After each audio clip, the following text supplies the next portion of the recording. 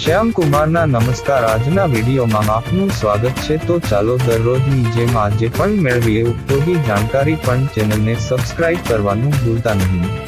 Coffee અને heart attack વિશેના સંશોધનોના પરિણામો મિશ્રિત છે. કેટલાક અભ્યાસો સૂચવે છે કે મધ્યમ માત્રામાં કોફી પીવાથી હૃદયરોગનું જોખમ ઓછું થઈ શકે છે, જ્યારે અન્ય અભ્યાસો સૂચવે છે કે વધારે કોફી પીવાથી જોખમ વધી શકે છે. કોફીના ફાયદા. એન્ટીઓક્સિડન્ટો. કોફીમાં એન્ટીઓક્સિડન્ટો હોય છે, જે કોષોને નુકસાનથી બચાવવામાં મદદ કરી શકે છે. હૃદયરોગનું જોખમ ઘટાડવું. કેટલાક અભ્યાસોએ સૂચવ્યું છે કે મધ્યમ માત્રામાં કોફી પીવાથી હૃદયરોગનું જોખમ ઓછું થઈ શકે છે.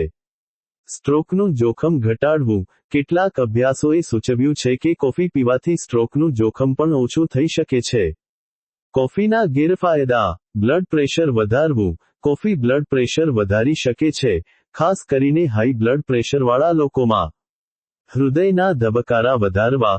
કોફી હૃદયના ધબકારા વધારી શકે છે, જે કેટલાક લોકોમાં ગભરાટનું કારણ બની શકે છે. હાર્ટ એટેકનું જોખમ વધારવું.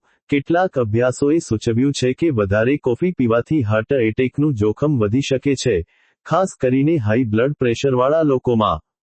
નિષ્કર્ષ. કોફી અને હાર્ટ એટેક વચ્ચેનો સંબંધ જટિલ છે. મધ્યમ માત્રામાં કોફી પીવાથી કેટલાક સ્વાસ્થ્ય લાભો થઈ શકે છે, પરંતુ વધારે કોફી પીવાથી જોખમ વધી શકે છે. જો તમને હૃદયરોગનું જોખમ હોય, તો તમારે કોફી પીવા વિશે તમારા ડોક્ટર સાથે વાત કરવી જોઈએ.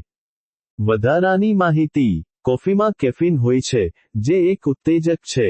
કોફીમાં અન્ય પદાર્થો પણ હોય છે, જેમ કે એન્ટીઓક્સિડન્ટો અને ક્લોરોજેનિક એસિડ.